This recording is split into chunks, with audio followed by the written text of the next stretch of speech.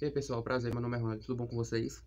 Hoje eu e a Larissa, daqui a pouco ela vai aparecer, vamos abordar o primeiro capítulo que se chama Fala e Escrita, do livro Escrever e Ler, Estratégias de Produção Textual, da Ingrid Betancourt. Então, o livro começa falando sobre a fala e escrita, que são um evento é, um evento sociocognitivo, e ele fala que o texto escrito, que é o primeiro tópico que ele aborda melhor, é que o texto escrito, ele é um texto onde vai haver uma produção distante do leitor, porque presentemente eles não estão na produção, eles não estão na produção do texto, e por isso, por essa distância entre eles, física, o autor vai ter a liberdade, por assim dizer, de planejar, de ter estratégias, de revisar o seu projeto imaginativo de texto, entendeu?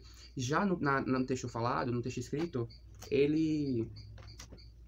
do texto falado, perdão, ele vai falar que o texto falado, ele não tem ensaio. O texto falado, ele é o próprio rascunho. Por isso, a gente já deve ter uma noção do que seja, né? Então, esse texto falado, esse próprio rascunho, ele se constrói na interação, que é algo, basicamente, o oposto do texto escrito, onde vai ter um planejamento, uma revisão e pipipipapá.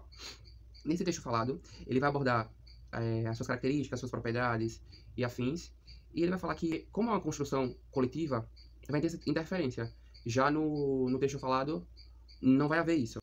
Já também, nas características de linguagem falada e da linguagem escrita, há também uma gama de diferenças. Por quê? Porque vai aparecer uma tabela aqui do lado. Nessa tabela, vai falar assim, fala, e embaixo vai destrinchar todos os tópicos que são pertinentes à fala, ao texto falado. E do outro lado, o oposto, que é a escrita. No texto falado, tem uma particularidade bem interessante, que como não existe no texto escrito, no texto falado, um dos locutores, ele pode ter a monopolização do turno. Do turno quer dizer do tempo de fala, ou do momento que ele está falando.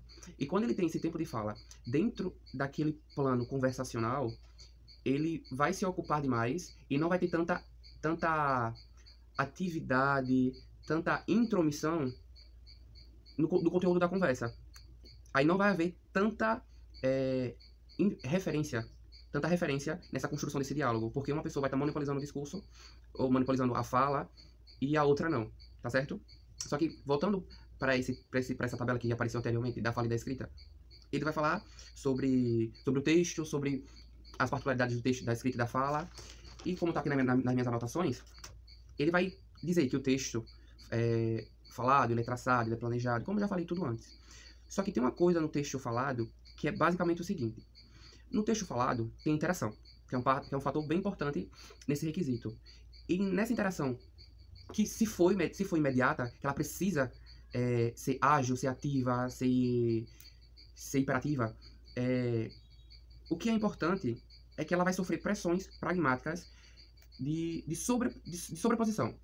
O que eu quero chegar e o que eu quero dizer é que nessa, eu vou dizer, afobação, para deixar um termo mais plausível de ser entendido, vai haver certos falsos começos, certos truncamentos, ou então certas correções e hesitações, inserções, repetições e paráfrases. Esses mecanismos, que às vezes são ditos como defeitos, e que às vezes são defeitos, eles também às vezes são mecanismos linguísticos do próprio texto, porque eles são funções importantíssimas no cognitivismo interacional do texto, na relevância do texto. É isso que eu tô querendo dizer.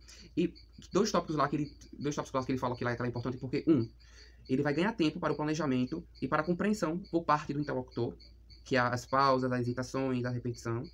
E o outro é apresentar um esclarecimento, exemplificações, atenuações do que foi dito, podendo reforçar e etc. Que aí já entra as inserções, as repetições, o parafraseamento dessas modalidades.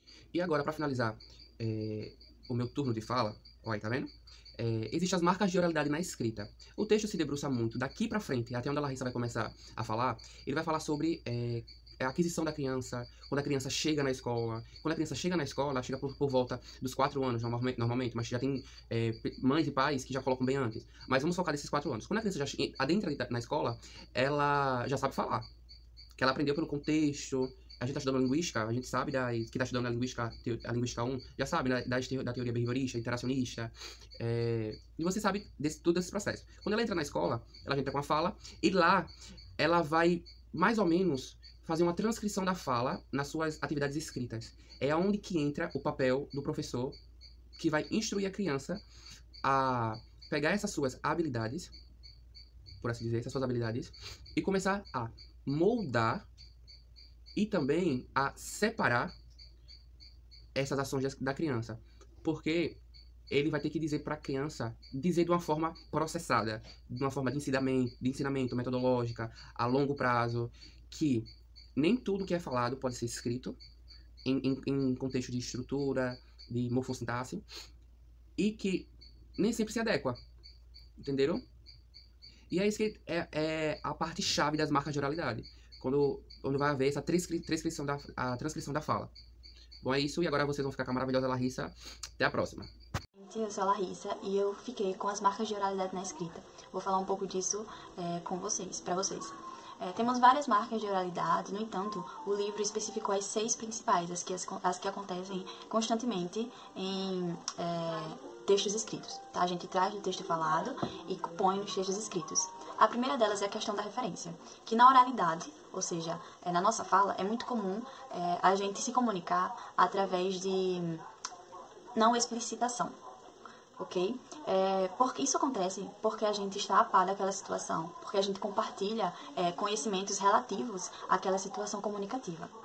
Para deixar isso mais claro para vocês, eu trouxe um exemplo do texto escrito A Vaguidão Específica, que inclusive tem lá no livro, ele indicou como um exemplo para entender melhor essa marca de oralidade. E o texto começa assim: Maria, ponha isso lá fora em qualquer parte. E aí Maria pergunta, junto com as outras? Ou seja, já dá pra gente ter uma noção aí sobre a questão da referência. Quando a primeira pessoa fala, Maria, ponha isso lá fora, em qualquer parte, a gente se pergunta, isso o quê? Lá fora onde? Então, esse diálogo entre essas duas pessoas, entre Maria e essa outra pessoa, só é possível porque elas compartilham conhecimentos relativos àquela situação. É como se você conversasse com a sua amiga sobre a festa da noite passada, e aí você falasse, aquele negócio estava muito bom. E aí a sua amiga fala, realmente, estava uma maravilha. Eu, que não sou sua melhor amiga, e muito menos você, não vou saber de qual negócio vocês estão falando. Mas vocês vão entender. Esse diálogo vai ser permitido, vai ser entendido entre vocês duas, porque vocês compartilham de conhecimentos daquela situação comunicativa. Entendeu? E temos também a repetição. É outra marca de oralidade. A repetição. Que no texto falado há uma extrema frequência de repetição, na qual nessa modalidade, no texto falado, ela pode ser considerada um mecanismo organizador. E tanto na falada como na escrita, ela desempenha funções argumentativas, didáticas e principalmente enfáticas. Por exemplo, eu falo aqui pra você, eu estou muito, muito, muito cansada. Eu repeti várias vezes muito para enfatizar o quanto eu estou cansada. Okay? E isso é muito presente em textos de crianças que estão em fase de aquisição da linguagem. O uso de organizadores textuais continuadores típicos de fala, que são o e aí, daí, então, que é muito comum também em textos de crianças que estão em fase de aquisição de fala. E também temos a justaposição de enunciados, sem qualquer marca de conexão explícita. É aquele texto corrido, que não tem nenhuma pontuação, que também é mais comum em textos de criança, mas também de pessoas maiores, né? E tem um discurso direto. O discurso direto, ele é apresentado em estilo direto. Em geral, sem a presença de um verbo de dizer. Eu trouxe um exemplo aqui para vocês também do livro, que fala assim, o texto começa: Era uma vez 4 patos que estavam no lago. Isso é um texto de uma criança, tá? Era uma vez 4 patos que estavam no lago passeando. Passou 10 minutos até que um pato se perdeu dos outros patinhos. E ele ficava procurando e não achava. E eles ficavam procurando e também não achou. E foi até a casa deles e os 3 contaram para a mãe: o Alex se perdeu.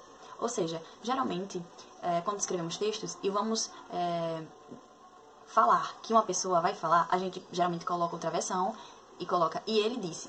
Aí coloca a frase da pessoa. Então, o discurso foi direto aqui porque ele não fez isso. Ele colocou assim. E aí eles foram à casa deles e os 3 contaram à mãe: o Alex se perdeu. entendeu? Então, isso é um discurso direto. E tem, por último, a segmentação gráfica. Essa é feita com base nos vocábulos fonológicos, ou seja, ele escreve da forma que ele fala, ok? E geralmente isso, quando a criança tenta efetuar essa segmentação gráfica adequada, ela acaba enxutando a palavra, tá? Acaba pinicando a palavra. E também emendando vocábulos. Ou seja, o por isso, quando ela vai escrever, ela bota junto, uma vez ela coloca junto também. Na questão da grafia, quando ela vai colocar mil, por exemplo, M-I-L, ela coloca M-I-U. Então, essa é a questão da segmentação gráfica.